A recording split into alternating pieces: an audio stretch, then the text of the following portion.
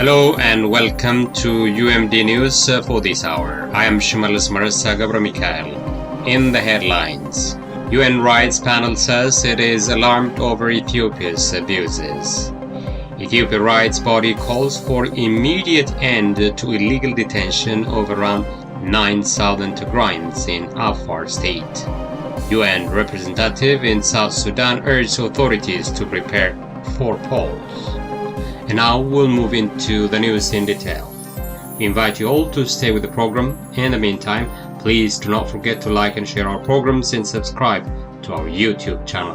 This is UMD News with me, Shimelis Gebremichael. And now we'll move into the news in detail.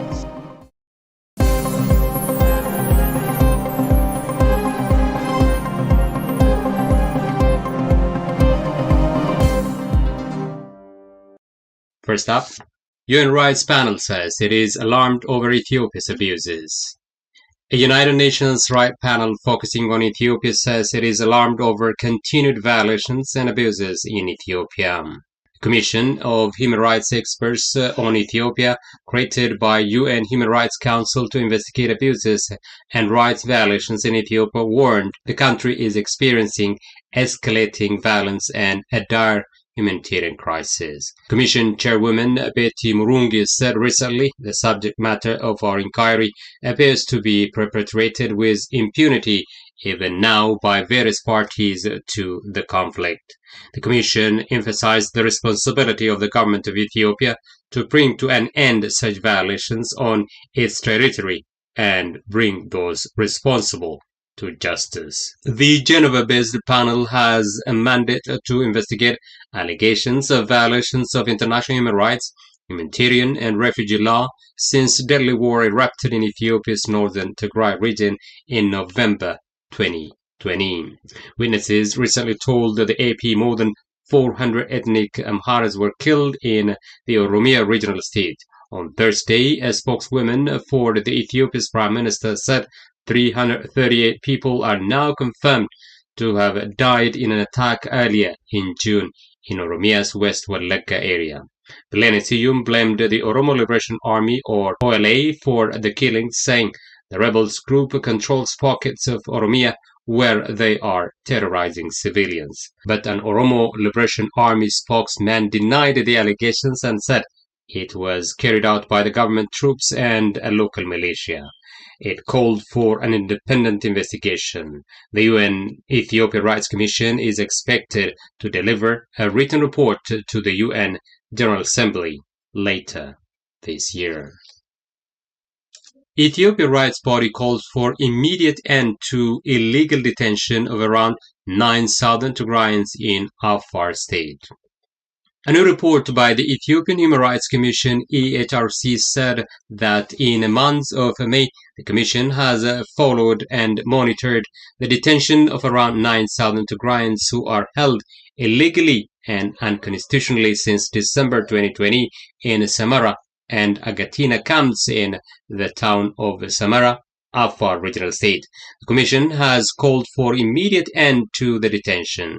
According to the recent report released, the detainees were taken from 3 districts in the Afar region bordering Tigray, namely Abala, Koneba, and Barahele. EHRC's report mentions several disturbing crises inside the Samara camp.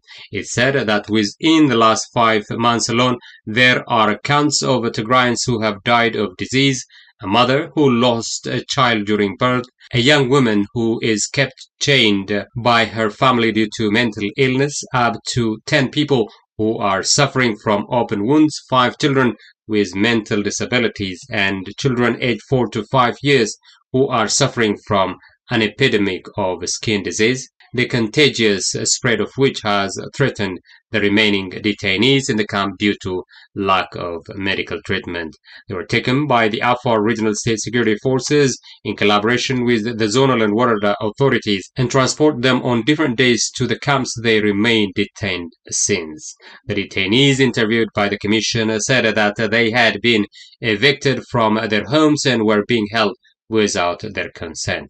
During the visit by the EHRC's team, there were 8,560 people in the town camps, the report said, and men and women were separated, forcing members of the same family to live apart. EHRC's Chief Commissioner Daniel Bekele said the detainees in Samara and Agatina camps in Samara, Afar region, should be released immediately as they are detained illegally and arbitrarily based on ethnic identity. And finally, UN representative in South Sudan urged authorities to prepare for polls. The head of the United Nations mission in South Sudan urged the East African country's transitional government to set a date for election as time passes. Nicholas Haysom told journalists in the capital Juba that with barely 8 months remaining, the transitional period agreed by political parties, I am urging South Sudanese leaders to do everything necessary to move the country out of the transition and conduct free, fair, credible, and peaceful elections. A 2018 peace deal that binds President Salva Kiir and his deputy Riek Machar in a unity government encourages authorities to hold election before February 2023.